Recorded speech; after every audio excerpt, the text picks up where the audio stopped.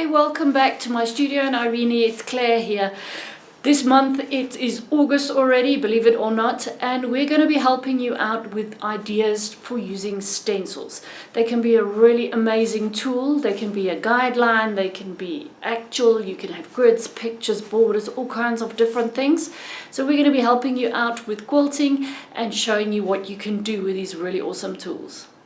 Join me in a minute and I'll show you the first idea we've got. Alright, so here's a 5-inch stencil. It's just a fairly simple one.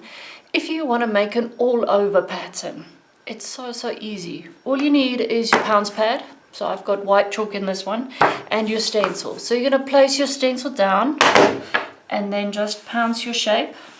So use your stencil. Isn't that awesome? I just love these pounce pads. And I'm going to move my stencil and I'm just going to pounce them relatively randomly over my fabric. So changing the direction of the stencil, oops, bit of chalk there, and just filling up my area. So I can do this all over a quilt. It's such an easy way to do an all over pattern. Let's do a couple more. That's one. Okay, that'll give you an idea. Let's maybe do one in here just to fill up this space here. Okay, move that one out the way. So I've got a nice spread of designs, and using the template, it means I don't have to think at all about what I'm going to quilt and trying to get my shapes the same size. Okay, so pull up the sleeves, let's go.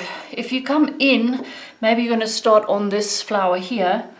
Let's see, and remember, a stencil is just a guide, so maybe I quilt the center here and just ignore that center circle, but quilt a spiral in and then a spiral out. So I've got this kind of a shape. Okay, then I'm going to go around. I quilt my first petal, come across, and I can quilt that inside part there. Carry on, do my outside petal, come back around, do the inside one. And so I move around, just quilting my flower shape. And it's so nice because I don't have to worry about deciding what I'm going to quilt. I can just use the lines as my guide. Okay, so when I'm done with the first one, you've got a couple of options. You can do a meander if you wish to get you to the next flower and to use up some of the space. I really like to use loops. They're such a versatile design. You can use them in all kinds of shapes and sizes. So let's make a couple of loops to fill that one. That allows me to come into my next shape. So let's go again. We're going to circle in, do the center, come back out and carry on.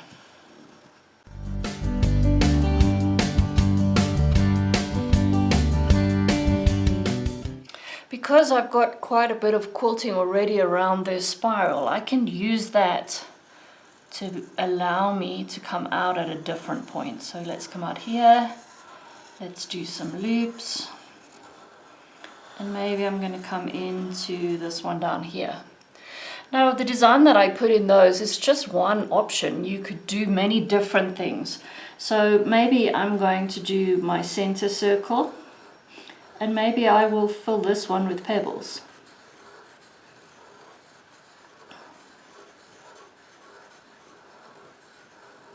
There, use the pebbles to travel, and then I get to my petals. So this time I don't want to do that inside petal shape, but let's rather just put in some kind of vein shapes. So remember, the lines of the stencil are purely a guide. You don't have to use them exactly as they appear. You can do whatever you feel like.